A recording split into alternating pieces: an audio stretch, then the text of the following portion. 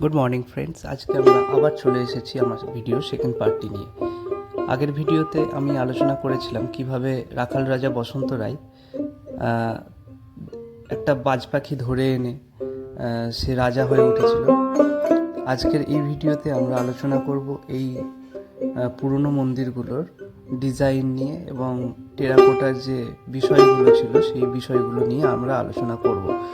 তো আগের ভিডিও যারা দেখোনি এখনও অবধি, তারা কি করছো, তাড়াতাড়ি যাও, গিয়ে আগের ভিডিওটাও দেখে এসো, না হলে বুঝতে পারবে কি করে যে এই ভিডিওতে আমি কি আলোচনা করছি। তো চলো শুরু করছি আজকের এই ভিডিও। এখানেই দেখছো যে রাজার বাড়ি মানে ওই রাজা বসন্ত রায়ের বাড়ি ছিল এখানেই। এখন কিন্তু আর রাজার বাড়িটি নেই, তো এখন অন্য কেউ বাড়ি করে বসে আছে। আর এখানে যে শিব মন্দিরগুলো দেখছো সেগুলো সবই জোর বাংলা স্টাইলে করা। সেই সময়ে যে বাঁকুড়া টেরাকোটা মন্দির আমরা দেখেছিলাম, ঠিক একই ধাঁচেরই এই মন্দিরগুলোও তৈরি করা। প্রত্যেকটা মন্দির পোড়া মাটির তৈরি। আর এখানে আমরা ঘুরতে এসেছিলাম যেহেতু অন্যান্য সমস্ত বন্ধুদের সাথে। আর এই দেওয়ালের গায়ে যে কারুকার্যগুলো দেখছো প্রত্যেকটাই কিন্তু পৌরাণিক যে কাহিনীগুলো ছিল, অর্থাৎ পুরাণের কথা। আর বেশিরভাগ কথাটা আছে রামায়ণ নিয়ে। রামায়ণে রাম আর রাবণের যুদ্ধ নিয়ে, বানর সেনার যুদ্ধ নিয়ে, এই সমস্ত কিছু নিয়ে এই মন্দিরগুলো তৈরি করা হয়েছিল। মন্দিরগুলি এতদিন কোনো রকম যত্ন ছাড়াই পড়েছিল, কিন্তু এখন ঝাড়খণ্ড সরকার আবার নতুন করে মন্দিরগুলি রিপেয়ার করার দিকে নজর দিয়েছেন, যার জন্য আমরা ঝাড়খণ্ড সরকারের প্রতি কৃতজ্ঞ। মন্দিরের গায়ে ডিজাইনগুলো যদি একটু ভালো করে লক্ষ্য করো, দেখতে পাবে কি নিখুঁত ডিজাইন। সে সময় মানুষ নিজেদের বাড়ির দেওয়ালে যে সমস্ত ডিজাইনগুলো ব্যবহার করতেন, সেই একই ডিজাইনগুলোই এখানে আমরা দেখতে পাই।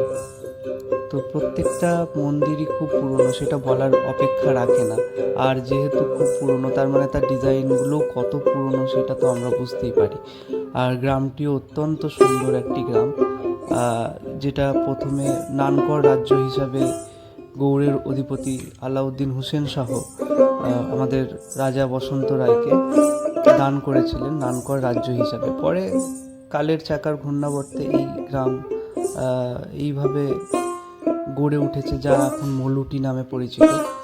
আর এখানে দেখতে পাচ্ছ একটা পুজো হচ্ছে। আমাদের দুর্ভাগ্য যে আমরা যখন পৌঁছালাম তখনই একটা বলিদান সম্পন্ন হয়ে গেছে। আর এখানে বন্ধুরা, এখানে মোষ বলি হয়, এখানে কিন্তু পাঁঠা বলি হয় না। এখানে যেহেতু তন্ত্র মতে আমাদের এই মলুটি রাজ্যের বা মলুটি গ্রামের যে পুজো হয়, দুর্গা পুজো, সেটা হয় তন্ত্র মতে এবং খুব প্রাচীন এক প্রথা, যেখানে আজও মোষ বলি হয় এবং বলির শেষে সেই মোষটিকে পুঁতে দেওয়া হয় মাটিতে। এখানে পাঁঠা বলি হয় না। আর এই যে দেখছো ডিজাইনগুলো, আর্চের ডিজাইনগুলো দেখো। এখানে দেখো বানর সেনারা কিভাবে যুদ্ধ করছে তীর ধনুক নিয়ে, রাবণের সঙ্গে যুদ্ধ করছে। এখানে দেখো প্রচুর বানর সেনা একটার পর একটা ওপর নিচ করে বসানো হয়েছে। এবং যে রাক্ষসের মুখটা দেখছো, অর্থাৎ লঙ্কা নগরীর কথা বলা হয়ে ওখানে বোঝানো হয়েছে। এছাড়াও এখানে কৃষ্ণের 10 অবতারের আমরা রূপ দেখতে পাই, যেমন রাধা কৃষ্ণের ছবি দেখতে পাই। এই সামনেই দেখতে পাচ্ছ রাধা কৃষ্ণ যে আছে, তার উপরে বকাসুর বধ, আরও অনেক অবতারের কথা এখানে উল্লেখ করা হয়েছে, অর্থাৎ এখানে দেখানো হয়েছে। আর প্রত্যেকটা ডিজাইন দেখো কি সুন্দরভাবে, প্রত্যেকটা নিখুঁতভাবে ফুটিয়ে তোলার চেষ্টা করা হয়েছে। সেই সময়ের শিল্পীদের দক্ষতা সত্যি আমাদেরকে এখনও বিস্ময়ে বিমূঢ় করে তোলে। আর বাকি এপাশেও দেখছো আমরা কিছু ছবি দেখতে পাচ্ছি, যেখানে রাম লক্ষ্মণের ছবি দেখা যাচ্ছে। এছাড়াও এখানে গ্রামের দৈনন্দিন জীবনযাত্রার কথাও এখানে ফুটিয়ে তোলা হয়েছে, যেগুলো আমরা চেষ্টা করব দেখানোর পরের ভিডিওতে। আর এই যে দেখছো যে রামচন্দ্র বানর সেনার সঙ্গে রাবণের সঙ্গে যুদ্ধ করছে, এইটা কমন, এই একটা আমরা দৃশ্য যেটা প্রত্যেকটা মন্দিরে প্রায়ই দেখতে পাই।